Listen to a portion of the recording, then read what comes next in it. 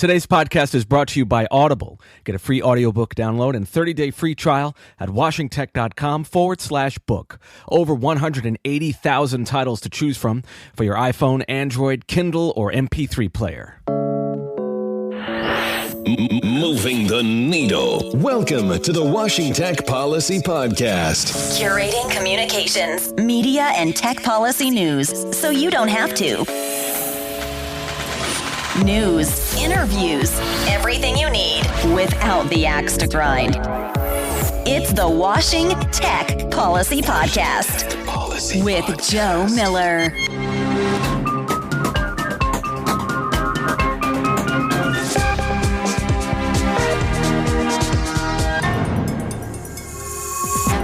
Russia emerges as the likely culprit in cyber attacks against Democrats. Facebook ignores 7 IRS summonses. And Jessica Gonzalez is my guest.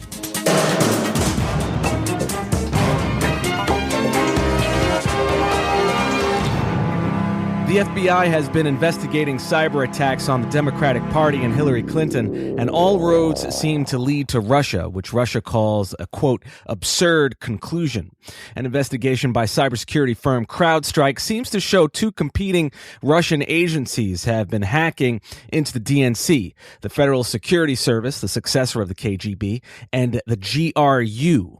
Investigators found that metadata seems to show the Federal Security Service hacked into the DNC servers and remained there undetected for almost a year last year. The report also found the GRU also hacked into the DNC in April and then enlisted a hacker known as Guccifer 2.0, whom the report states is actually an agent of the Russian government.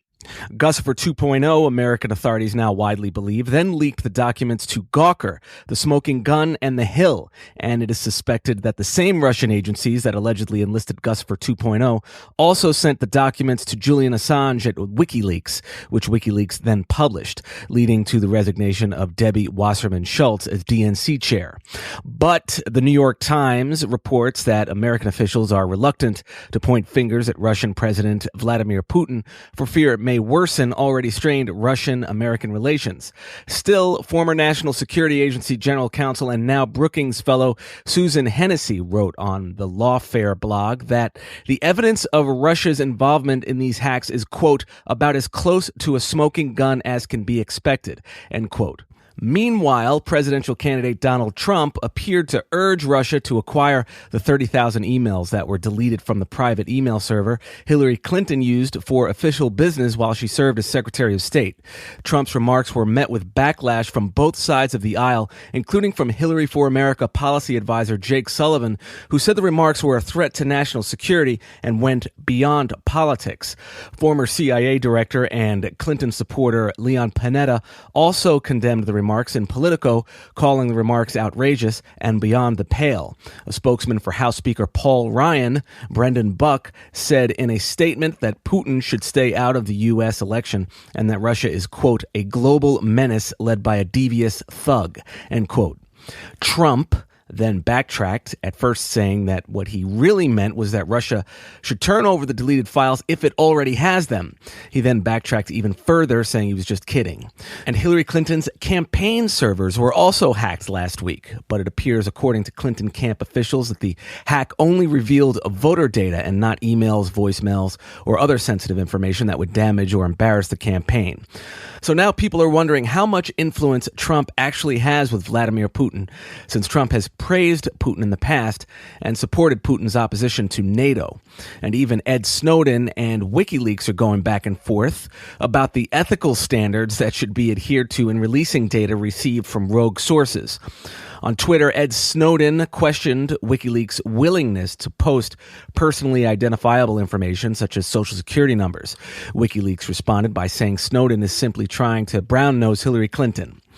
Lawfare, the New York Times, Politico, and the Washington Post have full coverage. Facebook has failed to comply with 7 IRS summonses requesting documents that would shed light on the value of its intellectual property in Europe, according to a court filing in the Northern District of California. The IRS believes that in 2010, Facebook may have underreported the value of its global rights and intangible assets that were transferred to Ireland, where the corporate tax rate is 12.5% compared to 35% broadband in the U.S. Bloomberg has more. U.S. Magistrate Judge Maria Elena James in San Francisco has granted a discovery motion from attorneys representing a UK national who is currently serving a 16-year sentence for conspiring on a plan to ship 5 tons of cocaine from South America. Russell Naggs collaborated with a contact in Colombia using a Yahoo email account in which the co-conspirators would communicate via draft emails rather than sending emails to each other. So one guy would draft an email and then the other guy would log into the same account, read the draft, and then delete it. And each one would just log into the same email account and see what the other person wrote in the draft folder without ever actually sending emails to each other. In any case, Yahoo sent these deleted emails, some more than 6 months old, to law enforcement, even though Yahoo's policies say that's not possible. So Naggs' attorneys are scratching their heads, thinking that maybe the National Security Agency actually captured the emails in real time. So the court granted the defense's motion to discover details on Yahoo's email retention policy. Motherboard has more. The Electronic Privacy Center, EPIC, has obtained secret foreign intelligence surveillance court documents showing the court told the FBI several times between 2005 and 2007 that using incidental information it obtained during investigations requires explicit authorization from the court. EPIC attorney Alan Butler told The Intercept that the documents show the FISA court's power to limit the FBI's surveillance practices. The Intercept has more. At the International Conference in Cybersecurity at Fordham University in New York last week, FBI Director James Comey urged attendees that stakeholders must do something about encryption before, quote, something terrible happens. The FBI has apparently acquired numerous phones it can't unlock because the encryption is too strong. Yahoo News has more. The trade associations that represent America's largest telecommunications carriers, CTIA, NCTA, and U.S. Telecom, are requesting a rehearing regarding the FCC's net neutrality rules. CTIA filed a petition in the D.C. Circuit on Friday requesting a full court review, as opposed to the 3-judge panel that issued the decision to uphold the rules. Finally, AT&T may have to pay $170,000 to the U.S. government for allegedly overcharging 2 Florida school districts for phone service discounted for schools and libraries via the E-rate program. Ars Technica has the full story. Stay with us.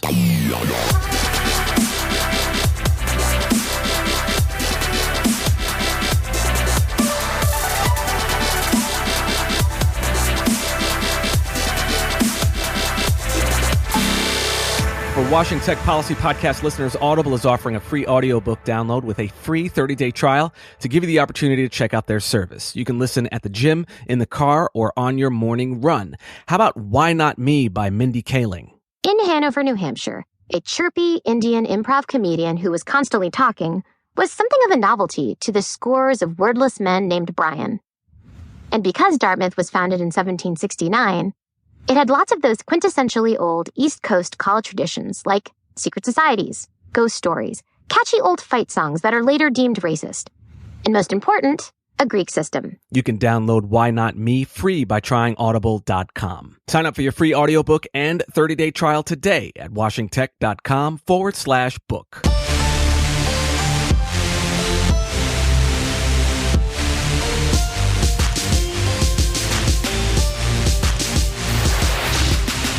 Media ownership by women and minorities remains dismally low in the single digits. To what extent does this persistent lack of media diversity contribute to the hateful rhetoric we've been hearing from the Trump campaign and conservative media outlets?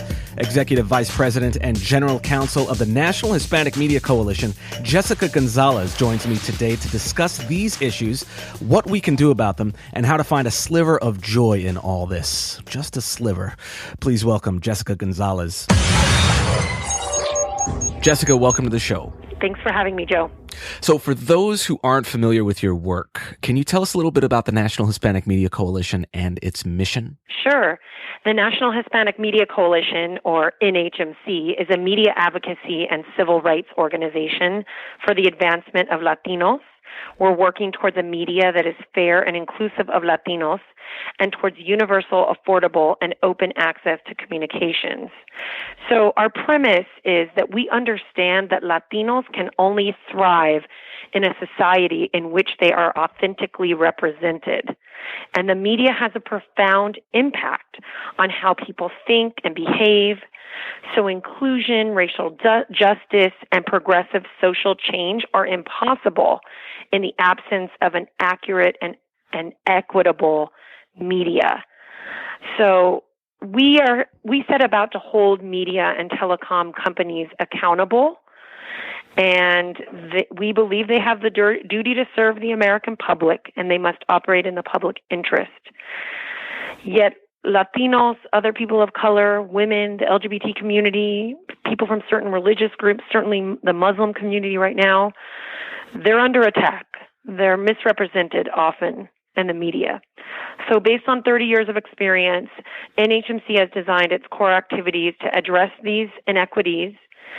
We've focused on eliminating hateful rhetoric, increasing authentic portrayals, pushing for accurate news coverage, ensuring that the media infrastructure is equally accessible to all, making industry hiring practices more inclusive, and advocating for federal policies that expand access to, affordability of, and openness of the communications tools of today. So it's really a three-pronged strategy that we use to carry out our mission, which includes professional development programs, media advocacy, and policy advocacy. Wow. And the National Hispanic Media Coalition is just a trailblazer when it comes to these issues. And it's been around for how many years now? 30 years. 30 years. We're celebrating our anniversary this year. Beautiful. I've always admired the work that you're doing. So congratulations. Thank you, Joe. And thank you. It means a lot.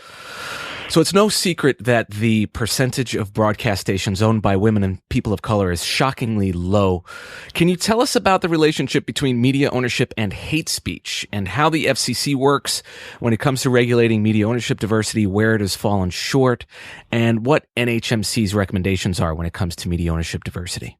Absolutely. That's a lot of questions in one, but I'll try to take them one by one. So first I'll just go to the recommendations that NHMC has to the FCC to improve broadcast ownership diversity. Like you said, it is shockingly low in a country where people of color make up over a third of the population. We own just 7% of radio and 3% of full power TV stations. This is a problem for us. So NHMC recommends that the FCC, the Federal Communications Commission, maintain its current ownership limits until it has conducted a thorough analysis of how limits on broadcast ownership, on how these limits impact broadcast ownership diversity. And specifically, we seek three things. One, collection and dissemination of broadcast ownership data, what's often referred to as 323 data, that includes an analysis of why diverse owners leave the market. Two, a disparity study. And three, reinstatement of EEO, or Equal Employment Opportunity data, that the FCC used to collect through its Form 395. These are the ways that we can get an accurate view on who owns what, whether people of color and women have faced discrimination in this industry, and diversity within the ranks of today's broadcast stations. Only then we can determine whether the media ownership limits are in the public interest. So I guess that sort of ties into how the FCC regulates media ownership diversity, what its role is, and the question, as you put it, where it has fallen short. So Section 202H of the Telecommunications Act of 1996 requires the FCC to examine its media ownership limits every 4 years to determine whether they remain in the public interest. Today, the main rules in contention are, there's three, I guess, main rules, and there's a number of side rules, but I'll just, for simplicity purposes, I'll say the three main ones are a prohibition on any one entity from owning a newspaper and a broadcast station in the same market or the same designated market area, or DMA, a local television ownership limit, and local radio limits. And these basically, put a cap on how many stations and one entity can own in a market. They attempt to maintain a diversity of voices in local markets across the country. And as part of this review process, the FCC has gone to court 3 times. And each time the court has said that the agency may not relax its media ownership limits until it assesses whether or not such a move would harm opportunities for diverse owners. This analysis, unfortunately, has not happened, and it's the main way that the FCC efforts have fallen short today. So I guess the next question is, why does this matter? How does this really impact people of color and women? Why does an organization like NHMC care? So here's the rub. Media executives of color have cited media consolidation as a major barrier for entering and staying in the market. This fact was confirmed by Columbia University and Free Press reports. Indeed, a recent report out of Columbia University confirmed that media mergers result in less diversity in the media and more stereotyping. So media consolidation will directly impair viewpoint diversity on the airwaves at a critical moment in our national conversation on race. I don't know if you caught this, but in this month's issue of The Atlantic, a National Hispanic Media Coalition poll was part of a think piece on how candidates are exploiting fears about Latino immigrants in ways that echo the California GOP's embrace of white nativism in the 90s and the Southern strategy through which Richard Nixon fueled and exploited a white backlash against African American civil rights.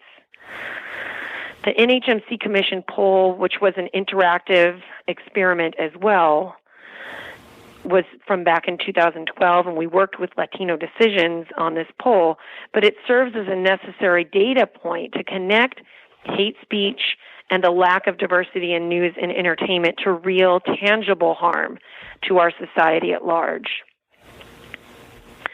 So I'll just kind of briefly share, if you don't mind, the 4 major findings of the poll because I do think it's relevant to the conversation.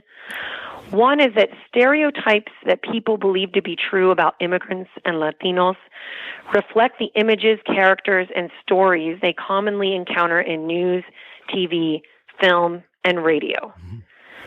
The second major finding was that people exposed to negative entertainment or news narratives about Latinos or immigrants hold the most unfavorable and hostile views about both groups, even those who were actually the most disposed to positive opinions about Latinos. So just a slight media exposure could really impact people's belief system. 3, 1 out of 2 non-Latinos think that the terms welfare recipient and less educated describe Latinos somewhat or very well. Sizable shares also believe Latinos can be characterized as having too many children, refusing to learn English, and taking jobs away from Americans. This is clearly problematic and just ridden with bias and stereotypes. Right.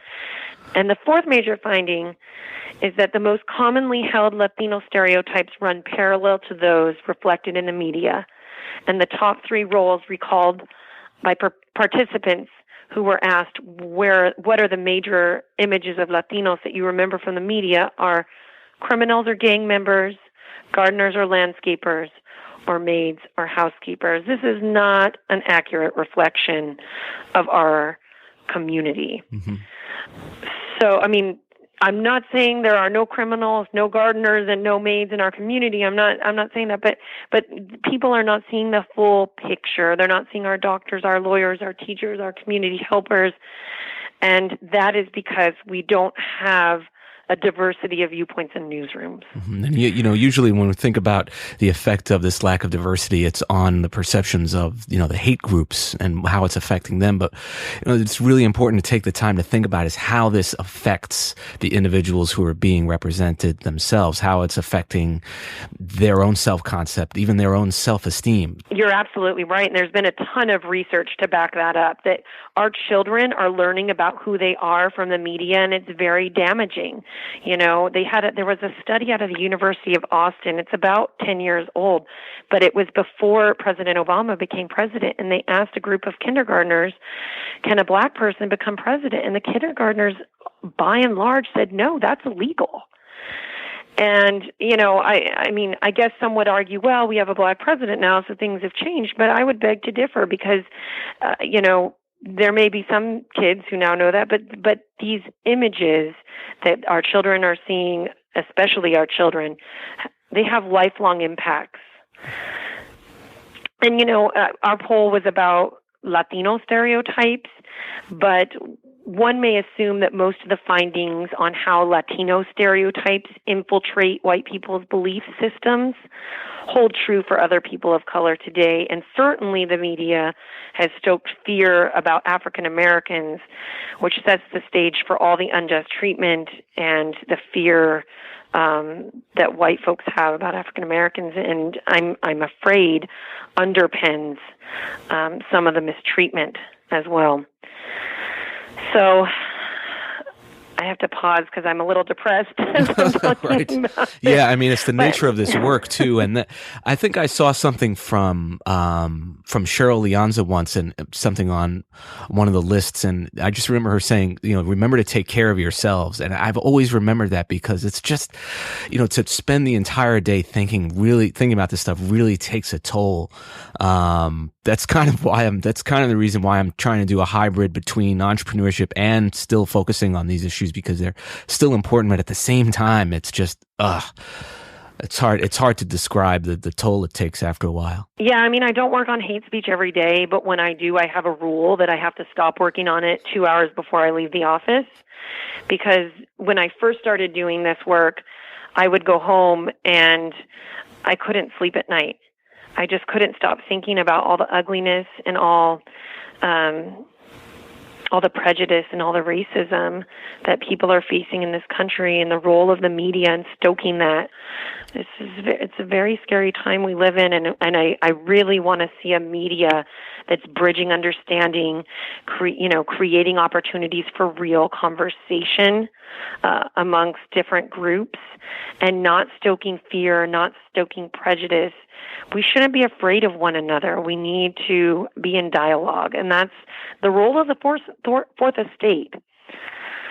So we've kind of come a long way from media ownership, I guess, although not really. But I'll just close my little rant here, my soapbox, if you will, to say if we examine the effective hate speech in the presidential race, the unexpected degree of xenophobia in the UK leading to the recent Brexit, which shows us this is a global phenomenon, and anticipated changes to increase diversity at the highest levels of the entertainment industry, we should also analyze how media consolidation has led to a poisoned environment where profit can often trump quality journalism, where iHeartRadio's 850-plus station empire is full of hate profiteers just waiting to spread hate and fear for profit. And we must make sure that the media is writing to hold candidates, policymakers, and influencers accountable. So to tie this back to the media ownership proceeding, until the FCC can prove with hard data that media consolidation will not harm people of color and media owners of color, then I cannot support relaxation of the media ownership limits, nor can I accept an unwillingness to study this issue and to address the shockingly low levels of broadcast ownership diversity, because broadcast is still important. NAB will probably disagree with almost everything I've said on this, except for they do agree that broadcast is incredibly important. It still reaches over 90% of people per week. It remains the most pervasive medium. Low-income people over-index on broadcast, and so it's really important that we maintain broadcasters who serve the public interest. And right now, the FCC has an opportunity to do so. They can act and stand with media owners of color to dismantle the historic barriers that have contributed to the severe lack of ownership diversity. They can enforce strong rules against media consolidation.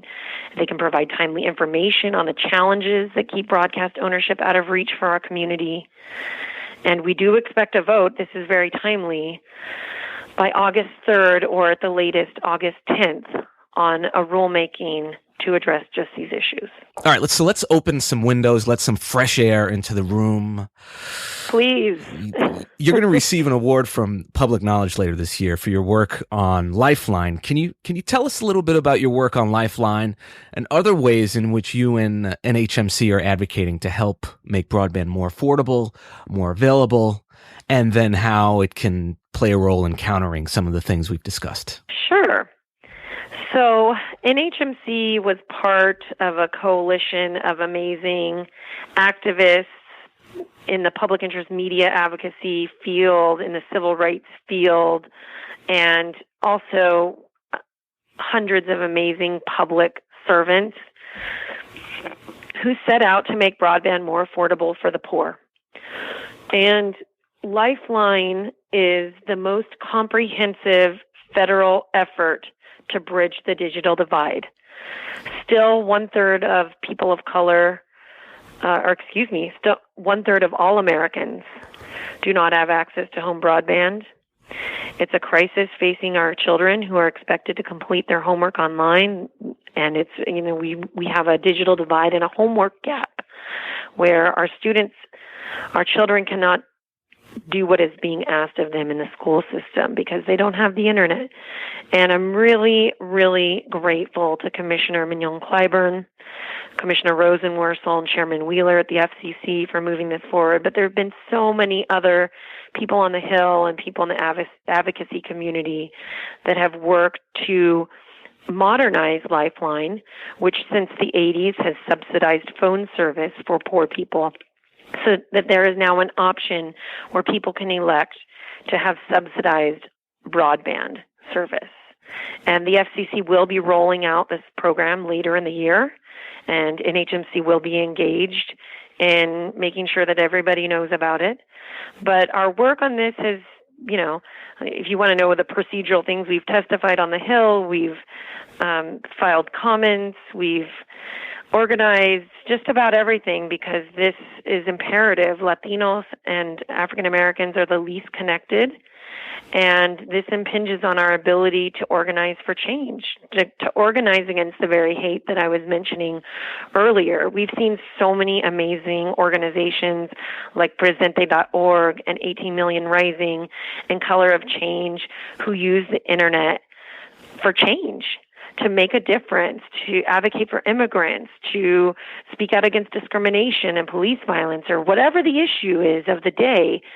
They've been able to galvanize their communities by using the internet. And those organizations stick out because they're the big ones, but there's so many other people doing this on a grassroots level as well. And these efforts, this civic engagement that is so necessary to our democracy cannot happen if only the privileged are online. Mm-hmm. To really have a robust debate, we need to include everyone.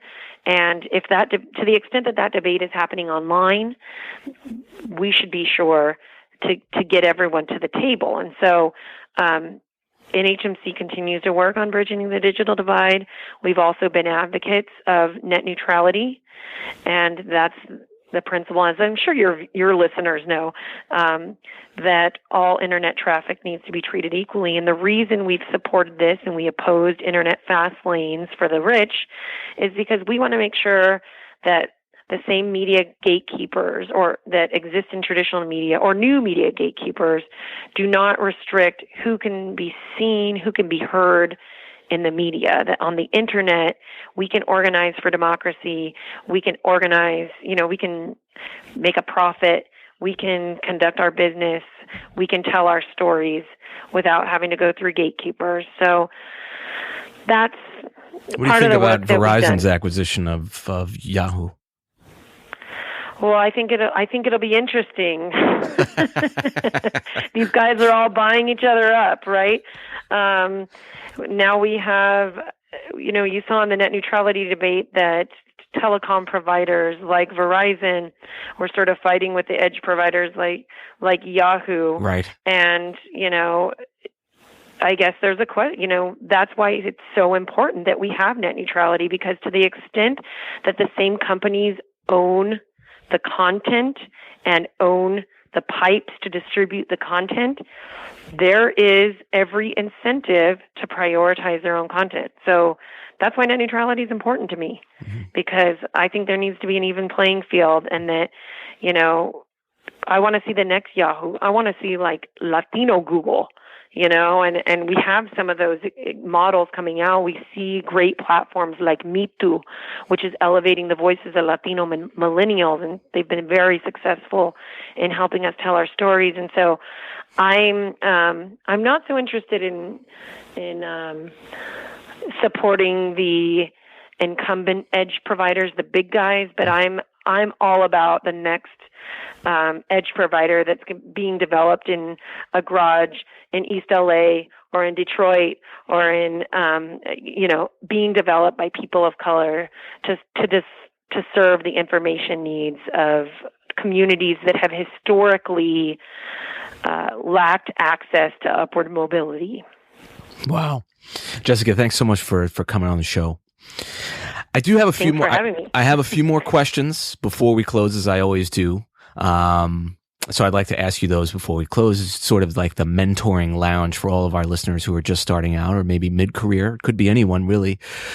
Just your ideas on habits, tactics, and apps that you use to stay on top of your game. I think reading the news is the most important thing that people can do, and you have to seek out people with viewpoints that are different from your own. But I really love Twitter. I know this makes me an old person, I guess, but I love Twitter because I can pick which news providers I'm receiving news from, and it comes in my stream, and I'm just kind of addicted. I don't post a ton on Twitter, but I do follow everything that's going on, and it allows me to sort of follow the thought leaders in different issue areas that I'm interested in. But so that's a big one of mine. But I think reading the news and just trying to be a student of the issues on which you work. I'm a lifelong learner, and I will never stop trying to learn more. I see kids who are coming up and who are in college, and they're so amazing and so polished, and I was not that person. A lot of people took chances on me, and they brought me up. They taught me how to be an advocate, and I continue to learn from so many people in this space and other spaces, and I think intellectual curiosity goes a long way. Absolutely. Tell us the name, Jessica, of a book that you've read that you recommend to all of your mentees and everyone who asks you for a book recommendation. Oh, boy. Well, because my daily work is a little heavy, I like to read things that are not as heavy, but still kind of related to the industry that I'm in. And I've spent a lot of years as a telecom policy, I don't want to say wonk. That sounds too fancy. Someone who's interested in telecom policy. But I'm also still learning the business on the Hollywood side, and that's why I moved back out to LA a few years back to really study this business. And I love Mindy Kaling's books. I think she's fascinating. She keeps it light, but she has a lot of insights into the way Hollywood works. And so I recently read Why Not Me? I thought that was pretty good. And I also enjoyed her first book, Why Is Everyone Hanging Out Without Me? Is Everyone Hanging Out Without Me? I think was the name. So I keep it light. I try not to get too depressed because I'm already reading. No, we're not going. We open the window, the air's in, we're good now. There's no That's right. That's right. If you want to keep it light and get some insight into the way Hollywood operates and hear from an awesome woman of color who's a trailblazer in her own right, read Mindy Kaling. She's the best. Well, thanks again, Jessica, for joining me. Do you have any final ideas you'd like to leave with the audience before we close? And where can folks find you online? Absolutely.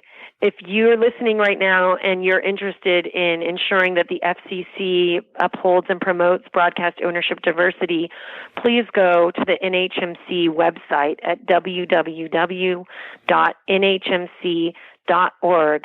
and sign a petition that's being circulated by colorofchange.org to let the FCC know that you care about media ownership diversity. Follow me online. I'm at Gonzalez NHMC on Twitter. NHMC is online at nhmc.org, and we're always looking for bright young minds to join our team.